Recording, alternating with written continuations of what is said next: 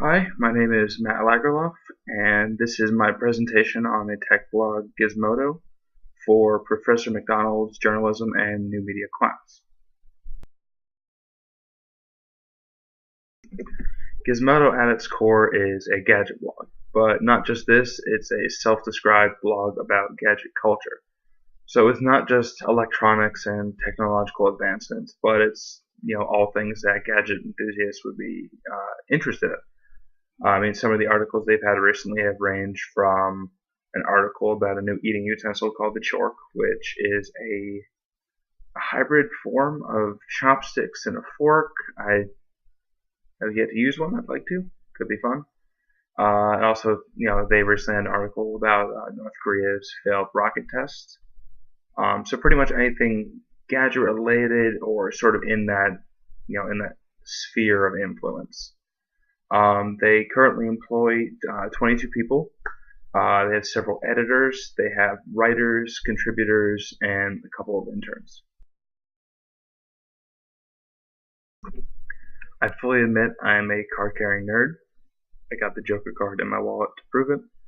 For a long time, I was a reader of a website known as Kotaku, which is sort of like a more guerrilla-style version of IGN, where it's a lot of kind of like breaking game news, videos, reviews, stuff like that.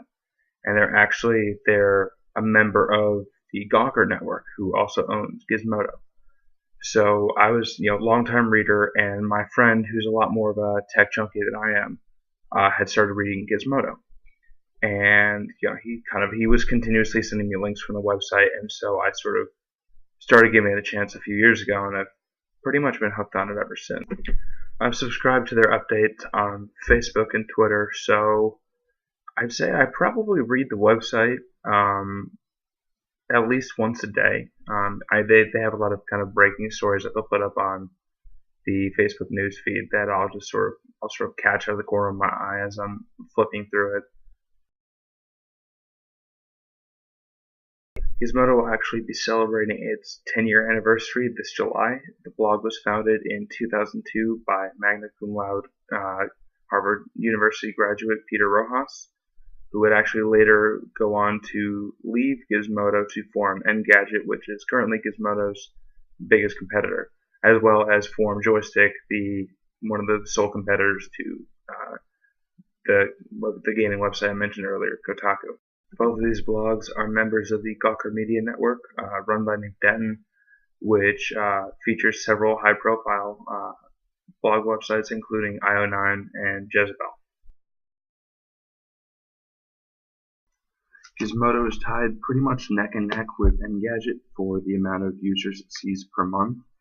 It is one of the top 500 most visited websites on the internet. It sees a little under 1.7 million unique visitors daily, and it's ranked the 306th most visited website on Alexa.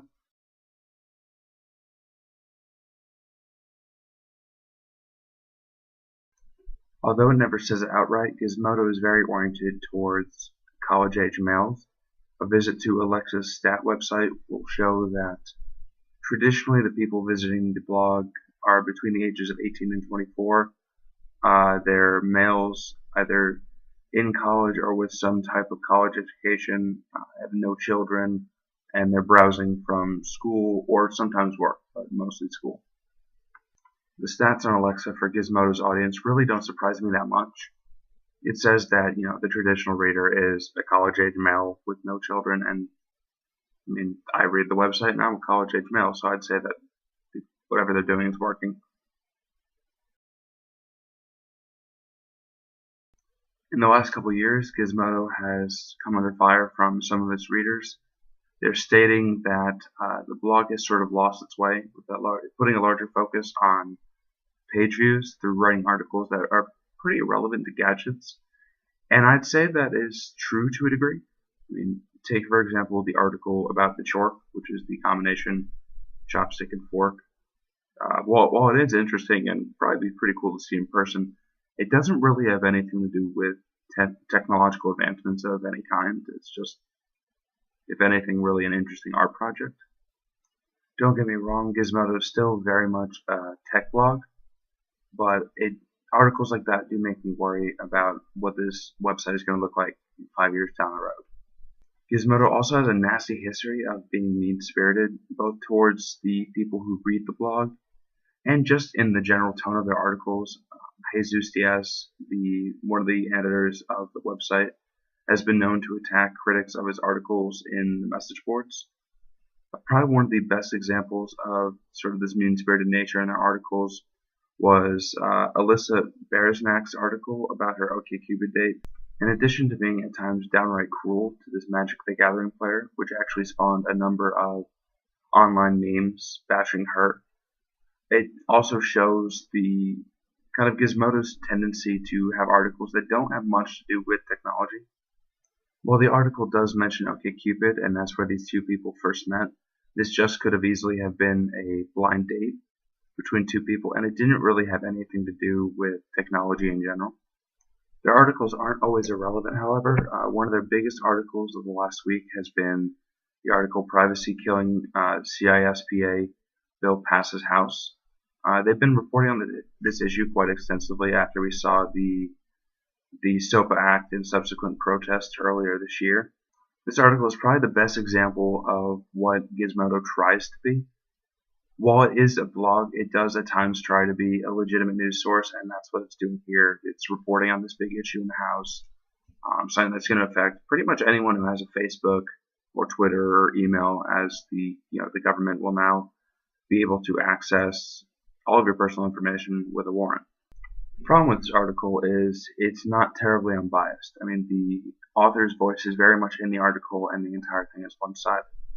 While this is an important issue, and there probably aren't many internet users on the other side of this, it's still important as a journalist to get the other side so that the reader can make up their mind for themselves instead of being given just one side of an issue.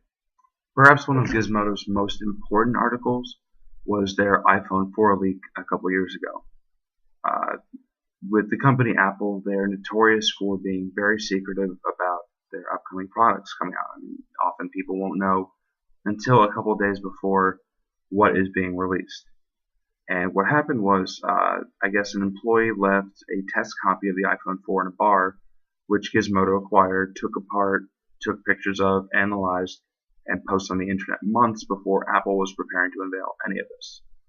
This actually was what originally put Gizmodo on the map. They were being referenced by news sources and daily shows all over the country. The iPhone 4 article demonstrated, at least to me, what Gizmodo is best at, and that is acting as a citizen journalism source instead of something akin to the New York Times. It's not really bound by the constraints of traditional journalism, and it reports to the people, for the people, and doesn't complicate it. However, in my opinion, the tech blog Gizmodo is at its very best when it's being just that, a tech blog. In the past week, the article, The Best Headphones for Running, was published, and I think this is the best example of what Gizmodo does. It takes a bunch of different products, compares them, and lets you know which one is the best for you. As a college student who is kind of pinching every penny, it's good to know going into a product purchase which one is going to be the best and what's going to give me the most bang for my buck. I would say Gizmodo is probably one of the better examples of how a blog can be successful online. They're very intelligent about how they use social media to promote their website and get their articles out there. Their Facebook page and Twitter page both have around 400,000 followers, which is a lot. There's no digital stone they won't leave unturned. They have a message board for each article where readers can discuss what they're reading. They post YouTube videos, they post sound clips, they have slideshows, they link to other websites. Their blog is constantly updated, and there's no shortage to the amount of information they offer per day on the blog.